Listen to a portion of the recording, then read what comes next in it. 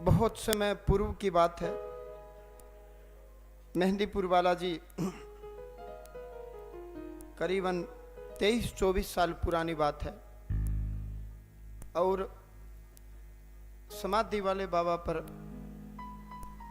मैं बैठा हुआ था।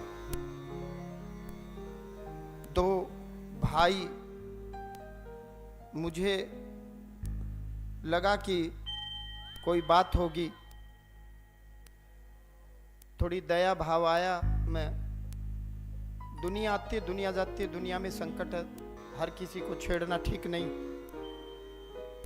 अनायास अचानक थोड़ा दया भाव आया तो मैं नजदीक पहुंचा तो बोला, जी सारी दुनिया में धक्के खा लिए, कोई पितर बतावे, कोई जिन बताता है, कोई किया कराया बताता है।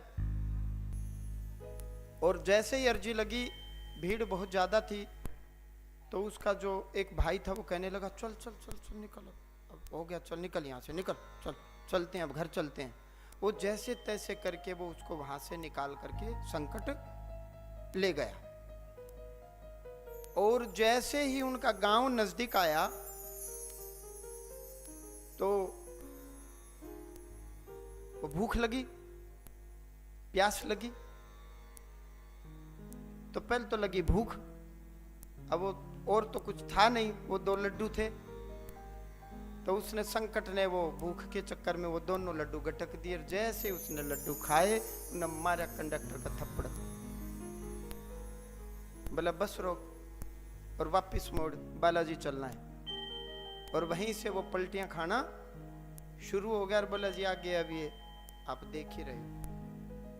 समाधि वाले बाबा पर ऐसी उठा पटक, वो कभी ऊपर कभी नीचे, उसके कपड़े कुपड़े सब उतर गए, वो नंगा यूं ही पड़ा है। वो भाई साथ में बैठा है। तो थोड़ा विलंब हुआ, मतलब 24 घंटे या 48 घंटे लगे न्याय होने में। पहले दिन आए जो दरख्वास्त लगा के गए, हो सकता है आज पुकार आ जाए।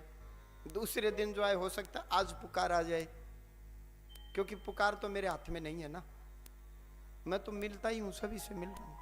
अब किसके क्या हुक्म आएंगे, क्या आदेश आएंगे, भाई ये सिस्टम मेरी भी समझ में नहीं है। मरने से पहले समझ में आ गया तो जरूर बता के जाऊंगा। किसके आदेश, क्यों आदेश, कितने आदेश, कब आएंगे, भाई मेरे हाथ में भी नहीं है। भाई दुर्गा माँ की कसम मेरे हाथ में नहीं है, काश मेरे हाथ में होता। दूसरी बात, संकट कब तक चिल्लाता है, जब तक उसकी गति मुक्ति का समय नहीं आया। भगवान को गालियां भी देगा, उल्टा सीधा भी कहेगा।